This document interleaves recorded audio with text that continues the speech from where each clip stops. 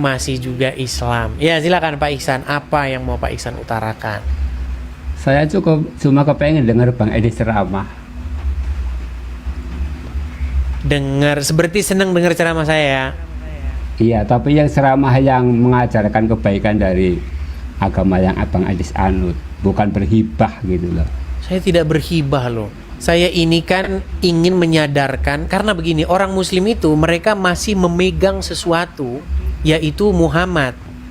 Selama Anda masih memegang Muhammad, maka pengajaran tentang kekristenan itu seperti angin lalu.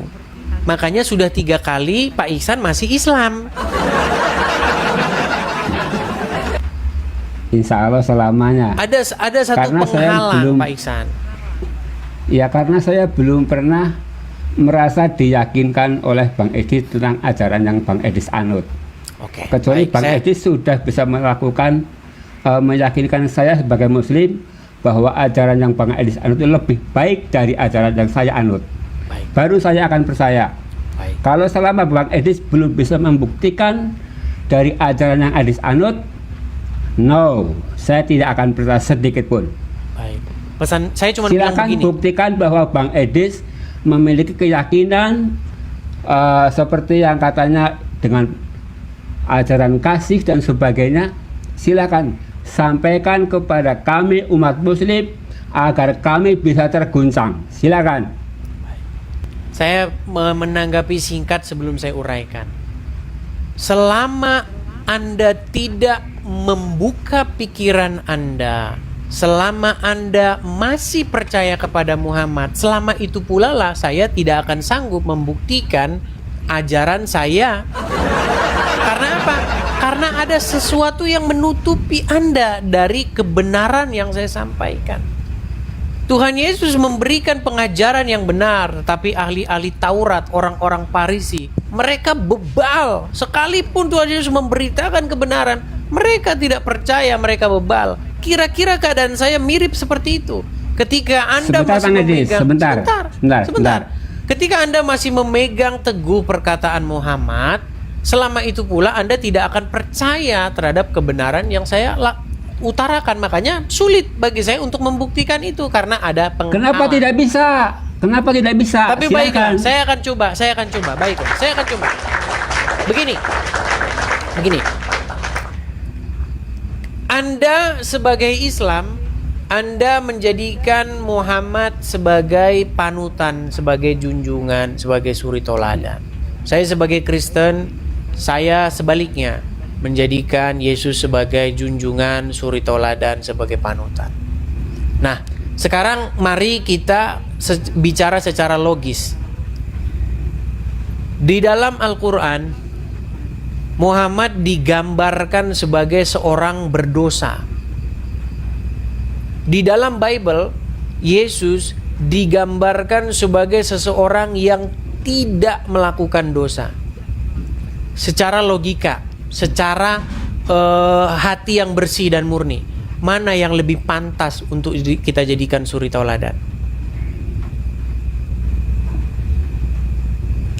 Kedua-duanya menurut saya bisa, tergantung perspektif manusianya.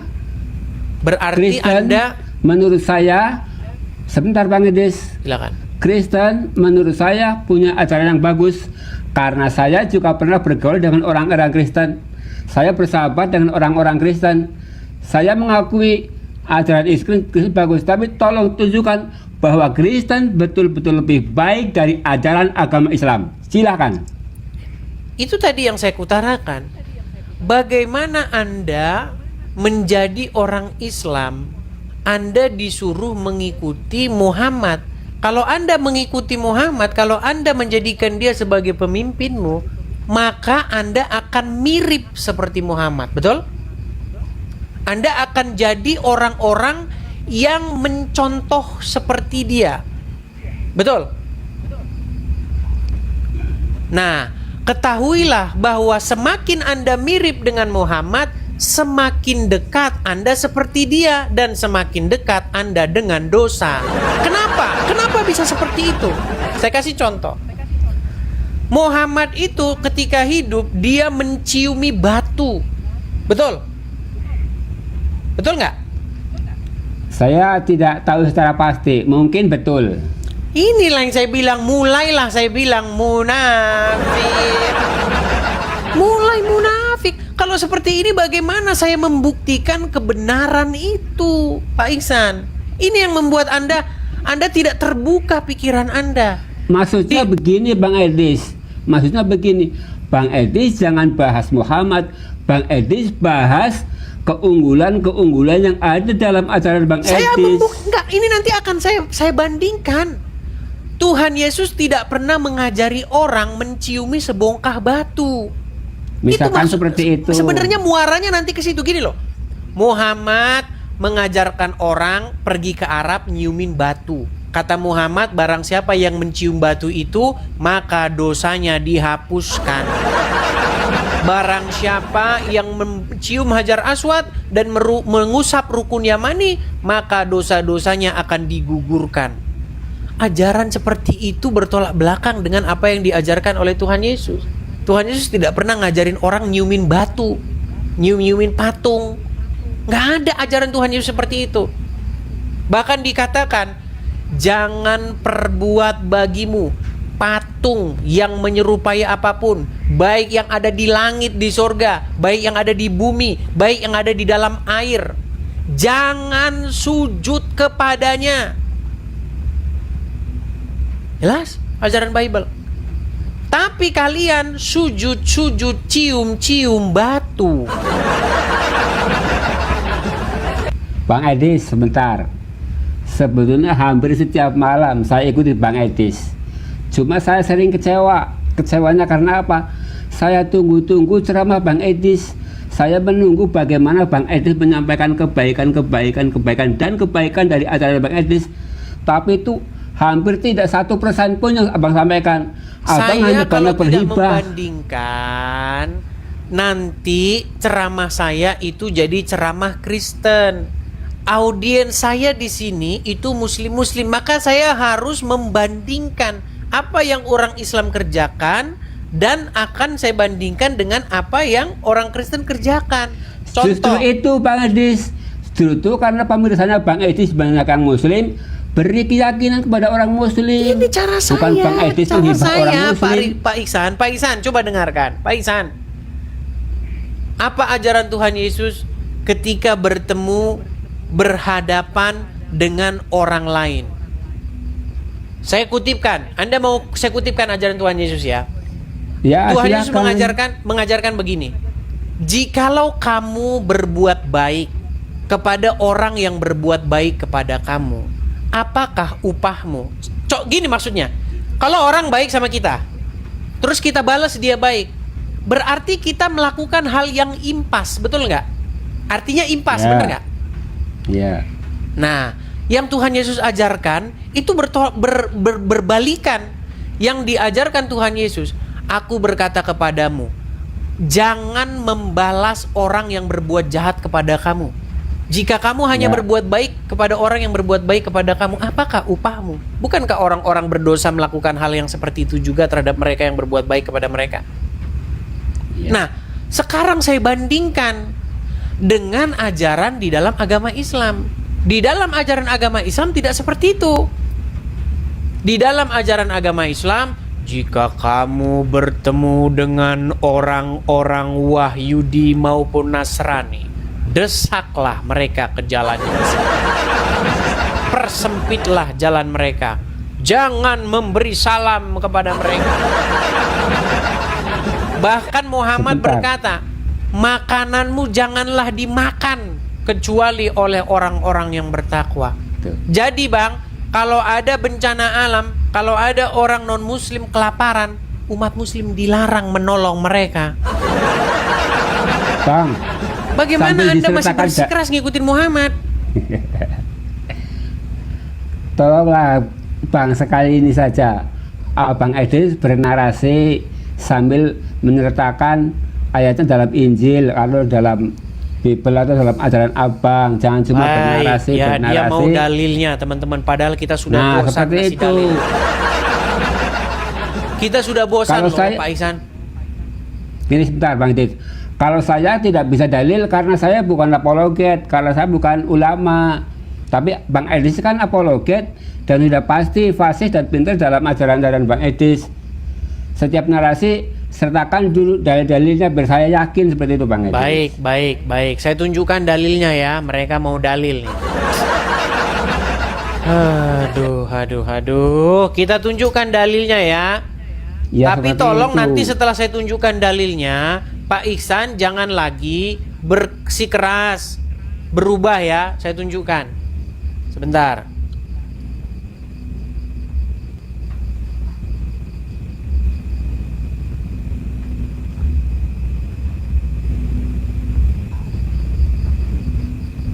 Saya tunjukkan hadis-hadisnya bahwa orang Muslim sangat berbeda jauh dengan orang Kristen. Kita tunjukkan dulu dari pengajaran Tuhan Yesus ya. Silakan, saya dengarkan, Baik. saya simak. Oke. Baik. Saya tunjukkan dulu.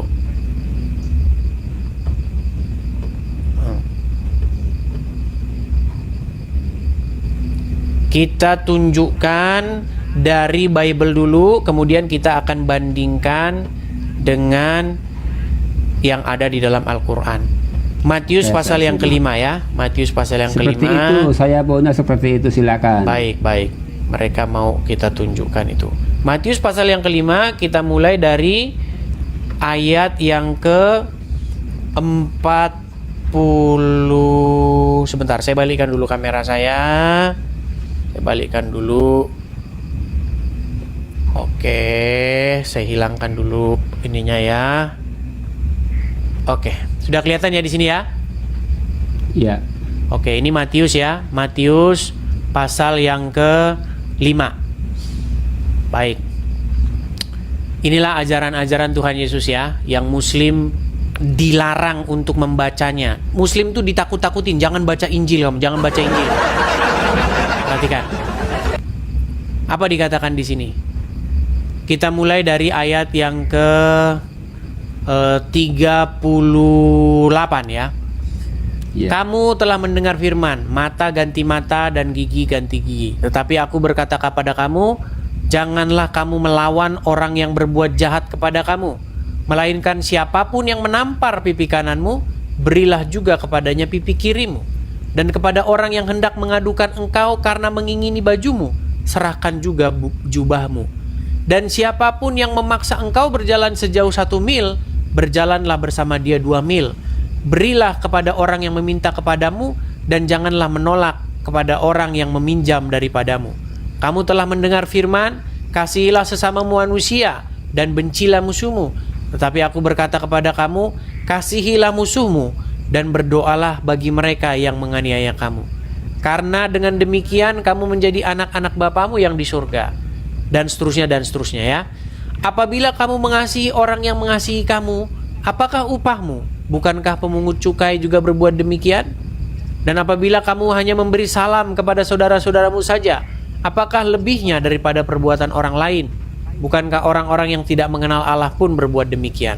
Karena itu haruslah kamu sempurna, sama seperti Bapamu yang di surga adalah sempurna.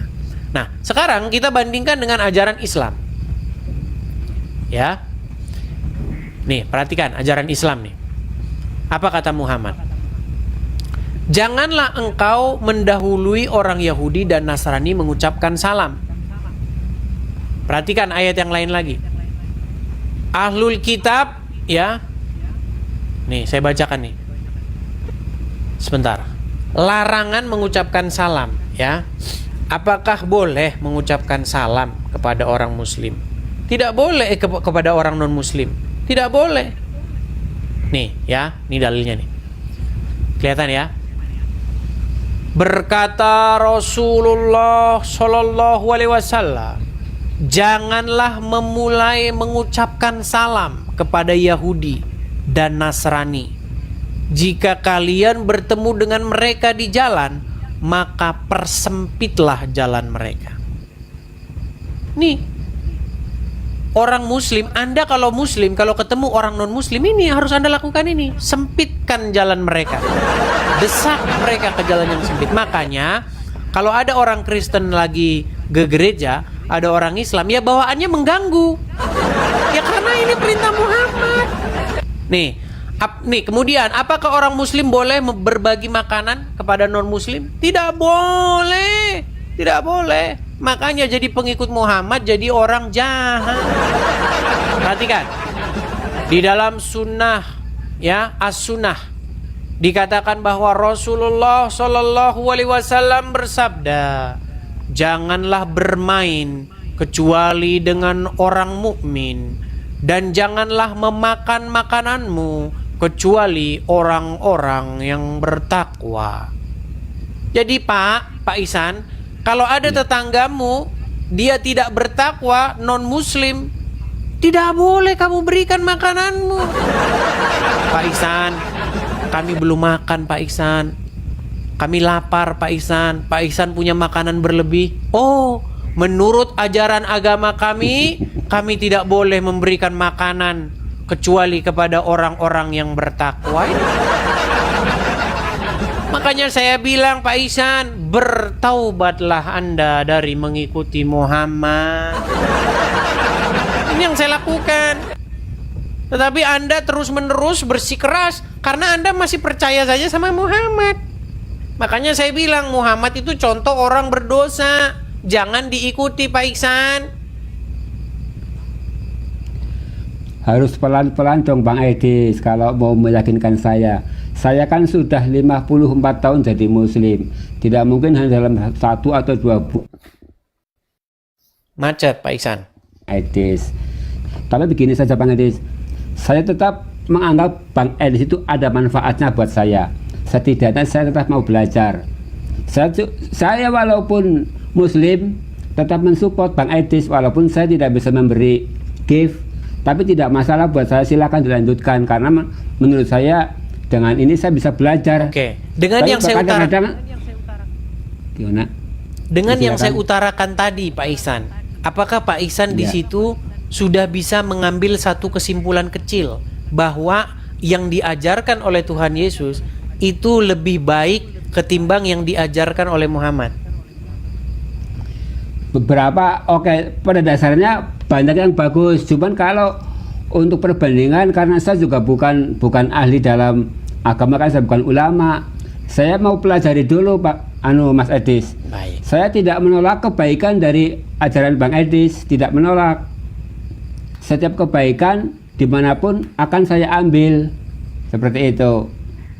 Baik, itu baru hanya satu contoh, belum contoh-contoh yang lain. Coba, ketika Tuhan Yesus memberitakan kebenaran, ketika Tuhan Yesus mengajarkan Injil, mengajarkan ketaatan kepada Bapa di surga, adakah Tuhan Yesus membawa golok, lembing, pedang untuk memimpin orang, menyerang orang yang tidak percaya kepadanya? Ada nggak? Tidak lah. Tidak ada. Tidak. Apa yang dilakukan Muhammad? Ketika Muhammad membawa ajarannya, apa yang dia bawa? Dia bawa pasukan, dia bawa tombak, lembing, perisai. Untuk apa? Untuk menyerang orang-orang yang tidak percaya kepadanya. Di dalam Quran surat At-Taubah ayat yang ke-29, perangilah orang-orang yang tidak beriman kepada Allah dan Rasul-Nya, orang-orang yang tidak mengharamkan apa yang diharamkan Allah Rasul dan Rasul-Nya, orang-orang yang tidak beragama dengan agama yang benar, yaitu Islam, sampai mereka membayar upeti. Ya itu kan di zaman perang dan di medan perang, makanya bawa senjata. Kalau sekarang ya enggak. Tidak ada di situ zaman perang. Perangilah orang-orang yang tidak beriman kepada Allah, bukan perangilah orang-orang yang memerangi. Begitu loh. Bahkan Muhammad itu dikatakan dalam sebuah hadis bahwa dia diperintahkan untuk memerangi manusia sampai mengucapkan syahadat. Orang yang tidak mengucapkan syahadat, maka harta dan darahnya tidak terpelihara dari Muhammad. Pernah dengar hadis itu? Tidak, sebelum. Baik, kita tunjukkan lagi ya. Nih, Silakan. Kita tunjukkan lagi hadisnya, karena banyak teman-teman orang muslim itu tidak mengerti. Kan saya sudah berkali-kali, ratusan kali saya bilang, orang Islam masih Islam karena nggak ngerti agama Islam. Perhatikan ya, Pak Iksan mau belajar. Kalau Pak mau belajar, baik, kita turuti. Mau. Perhatikan Tidak ya, masalah, belajar, berhubung ya. Pak Iksan mau belajar, jadi ini akan dipikirkan dia besok di hari tuanya ya. Ini Pak Iksan, Sunan At-Tirmizi ayat 2 atau nomor 2531. Apa dikatakan?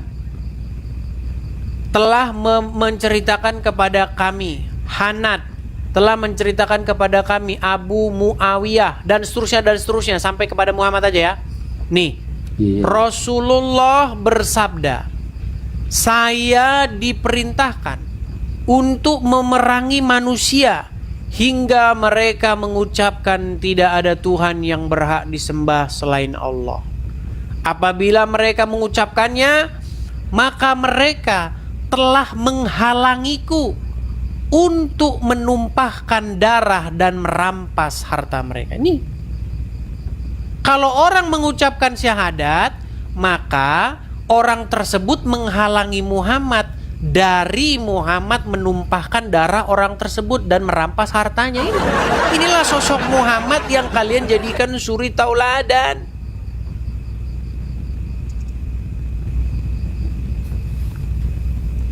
Iya.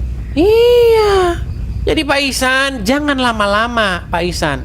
Ini saya baru menunjukkan 2 dari ratusan contoh.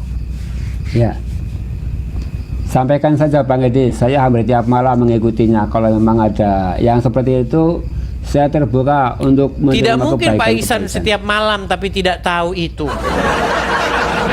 Hampir setiap malam. Ini buktinya sampai jam berapa ini? Jam 11 saya masih nyimak. Iya, tapi kalau Anda katakan tiap malam, saya rasa tidak benar. Karena itu Hampir hal-hal setiap yang malam, lumrah yang sering saya bahas. Ya mungkin nggak tiap malam, tapi hampir setiap malam. Maksud saya intinya begitu Pak Ihsan. Iya. Pak Ihsan, di hati Ya. Anda atau di hidup Anda yang memerintah, yang memimpin siapa? Muhammad kan? Makanya Anda ambil air wudhu, terus Anda begini-begini, terus begini-begini. Itu karena apa? Karena di hati Anda ada yang mengendalikan Anda berbuat itu. Siapa? Ya Muhammad. Makanya saya mengundang supaya apa? Supaya ganti yang memerintah di hati Anda itu jangan lagi Muhammad, tetapi Yesus. Ketika Muhammad yang memerintah di hatimu, maka Anda akan melakukan pekerjaan-pekerjaan yang Muhammad lakukan. Dan pekerjaan-pekerjaan yang Muhammad lakukan seperti itu. Boleh menggauli siapa-siapa yang diinginkan. Perempuan-perempuan yang diceraikan boleh digauli kembali. Tuh.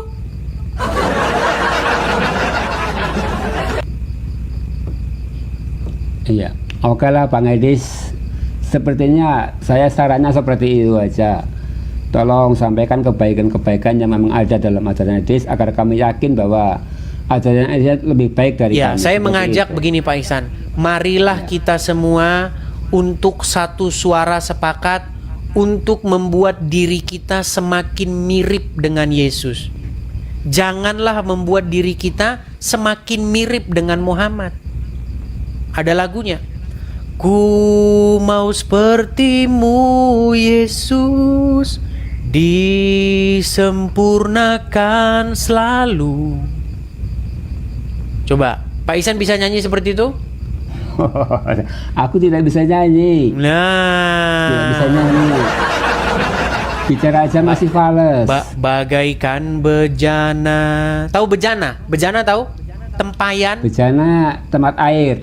Iya, tempayan. Bagaikan bejana siap dibentuk, demikian hidupku di tanganmu.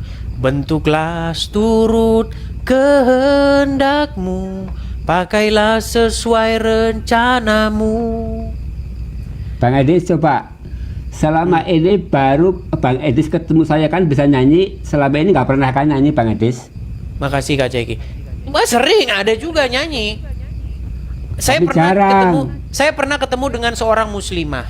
Berarti sekarang Bang Edi sedang happy nih ketemu saya. Karena Bukan, ya bernyanyi. ini, ya artinya ada beberapa orang yang membuat saya bernyanyi gini. Ada seorang muslimah, dia bilang begini. Kalau mau menyembah Tuhan, itu harus mengadap baitnya yang ada di Ka'bah Mekah. Itulah rumah Tuhan katanya.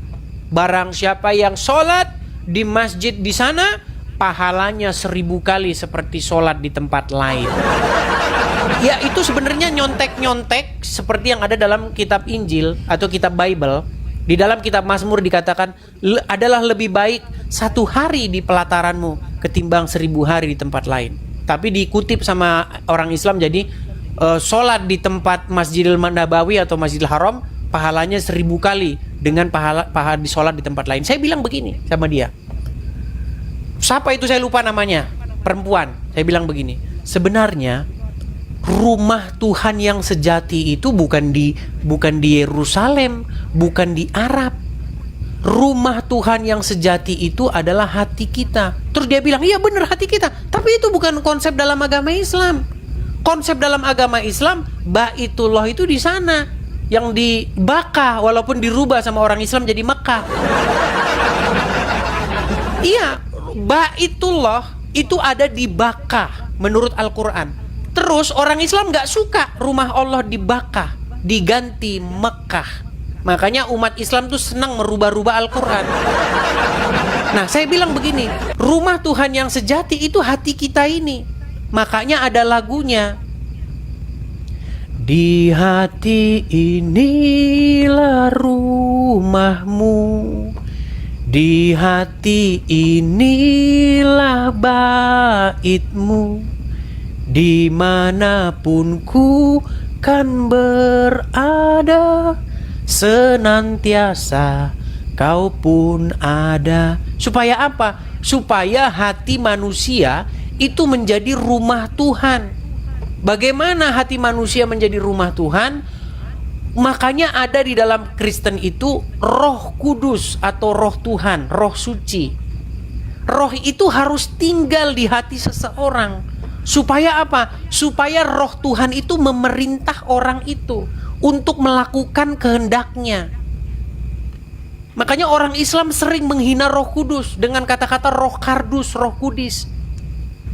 Ini karena ketidaktahuan orang Islam dengan Injil. Quran memerintahkan, wahai orang-orang yang beriman, berimanlah kamu kepada kitab-kitab yang sebelum Al-Quran ini, yaitu kitab Taurat dan Injil, karena di dalamnya terdapat petunjuk dan cahaya. Tetapi orang Islam sudah didoktrin oleh para ulamanya, jangan kau sentuh kitab orang ini. Malah ulama-ulama memerintahkan membaca kitab-kitab yang datang sesudah Al-Quran. Kitab malam Jumat bersenggama, barang siapa yang mendatangi istrinya dari belakang. Itu malah kitab-kitab itulah yang dikonsumsi oleh orang-orang Muslim. Makanya ketika saya main ke rumah teman saya yang Islam, saya tidak dapati Injil dan Taurat di rumah mereka. Yang saya dapati adalah kitab-kitab karangan ulama. Itu kitab malam Jumat. Makanya saya mengundang kalian, gitu loh. Jadi Roh Kudus dan Yesus itu bukan ilah lain, bukan Tuhan lain, bukan Tuhan lain, tidak. Justru Roh Kudus dan Yesus itu adalah Tuhan, ilah, ya, Tuhan atau Tuhan yang datang daripada Bapa di sorga. Jadi ketika kita menyerahkan ketaklukan kita kepada Roh Kudus, sejatinya kita menyerahkan ketaklukan kita kepada Bapa di sorga. Ketika kita menyerahkan ketaklukan kita kepada Yesus, sejatinya kita menyerahkan ketaklukan kita kepada Bapa di sorga. Makanya ini bagian ini agak lain nih. Makanya itu Bang, makanya ya. Baik Bapa, Putra dan Roh Kudus itu satu. Jadi yang berdaulat di hati kami itu satu, Bapa, Putra dan Roh Kudus. Begitu. Nah, makanya yang saya sampaikan kepada Pak Ihsan, belajar tentang Injil, tentang Taurat. Jangan mau dikibulin sama ustadz-ustadz yang melarang orang Islam untuk membaca Taurat dan Injil. Bahkan Muhammad, ya memang ustadz ngomong gitu ya karena Muhammad. Al-Quran kan memerintahkan supaya beriman kepada Taurat dan Injil. Tapi Muhammad ketika sahabatnya membawa Taurat atau Injil, Muhammad marah-marah. Tahu riwayat itu? Bahwasanya Rasulullah bermuram durja, merah mukanya ketika sahabatnya yaitu Umar ibn Khattab membawa lembaran Taurat. Marah dia. Quran memerintahkan untuk beriman kepada Taurat. Muhammad ketika dibawakan Taurat kepadanya marah dia.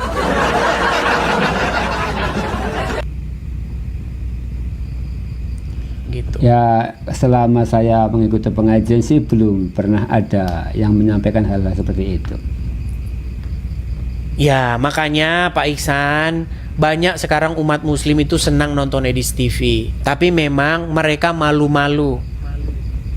Ya, menurut saya cukup saja, cukup, tidak perlu juga diumbar-umbar karena takut nanti dengan keselamatanmu kalau diumbar-umbar.